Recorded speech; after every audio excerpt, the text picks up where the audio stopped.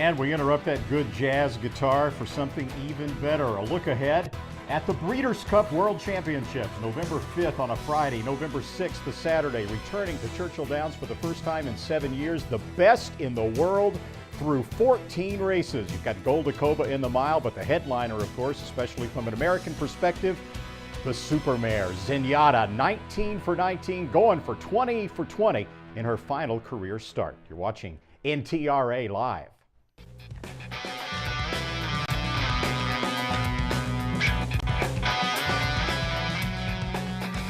Welcome to cyberspace.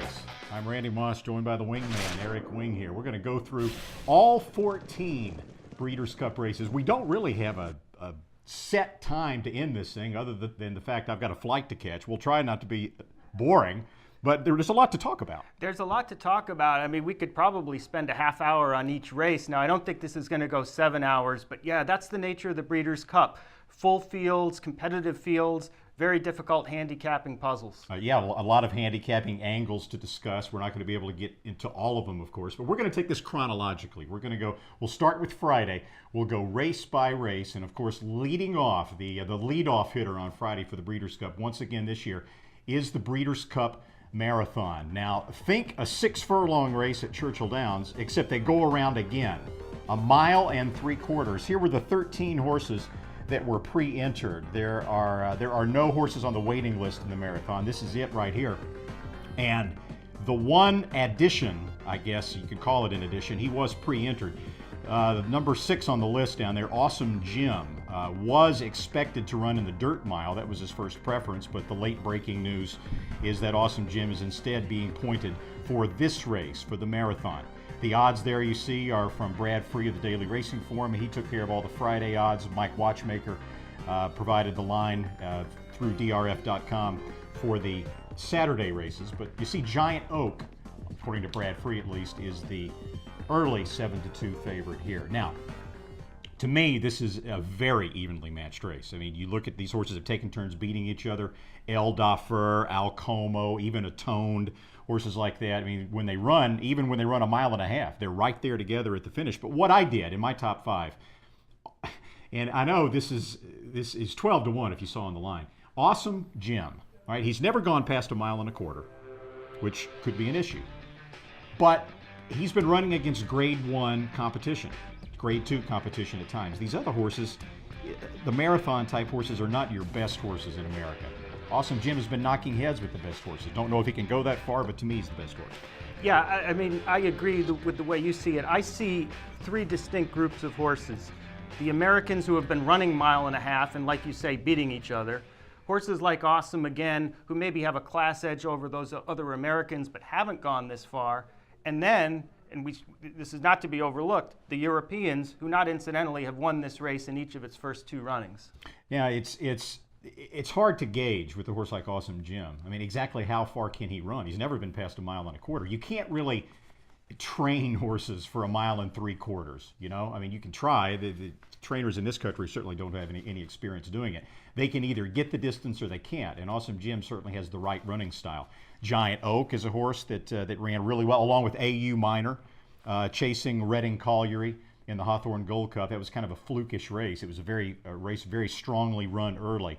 So the come from behinders had a real good chance to close, and they did. There are another couple that have a good shot in there. Yeah, and you know, the Europeans have, both of the first 2 years, the winner has exited a race from Ireland.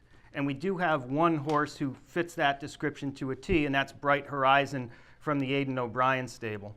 Yeah, the only way that I tried to gauge, you know, how good Bright Horizon is in the Daily Racing Form past performances, the horses from Europe, you'll see Racing Post ratings. Last year when Man of Iron came in and won this race, also trained by Aidan O'Brien, the half to Jazzle, the half to Rags to Riches, he had a 106 Racing Form rating, and he was a narrow winner. This horse, Bright Horizon, his best is a 100 off the race at the Curragh in his last start. So I know that's kind of a dodgy thing to try to pin a selection on, but that's at least why I didn't have Bright Horizon up there. And dirt as well. Right. And Randy, that Bright Horizon brings up a question that's going on our chat right now with Bob Ehalt over there in cyberspace. Kurt online asked about 3-year-olds facing older in the Breeders' Cup on Friday and Saturday, and we've got one right here in Bright Horizon who very well might be the favorite. Do you think 3-year-olds are at an advantage or a disadvantage taking on their elders here at the Cup? To me, it's neither. I think they pretty much, are what you see. I mean, 3-year-olds certainly get better at the end of their 3-year-old season. They get better when they turn 4, typically. But in my opinion, when you look at a horse's last couple of races at 3, which are typically in the late summer or fall, that's a good gauge as to how they're going to run in the Breeders' Cup. I've done a lot of studies on weight as they pertain to buyer speed figures and things like that, and the weight allowance that 3-year-olds get, to me, pretty much hits it right on the head. So I don't think it's a disadvantage for a 3-year-old to run against older horses because they get the slight weight. Okay, yeah, it is very slight. Now, Eric has another feature for each one of these races. I gave you my top 5. Eric now has horses that he thinks are under the radar. Go for it. Randy, as we go through the 14 races, you'll sense in the various races which horses, when I think I'm really onto something. This will not be one of those examples. But my under the radar horse for the Breeders' Cup Marathon is Precision Break. We spoke earlier about the Europeans having done well in this race the first 2 times. Now, Precision Break is one of 2 Euros in the race. He did not run last time out in Ireland, as did Bright Horizon. However, there are things that I like about him better than Bright Horizon. First of all, he's trained by Paul Cole, who used to run a lot of horses at the Breeders' Cup, but has not run one since 1999. So he has to like something about this horse to make the trip. He's 9 for 21 lifetime.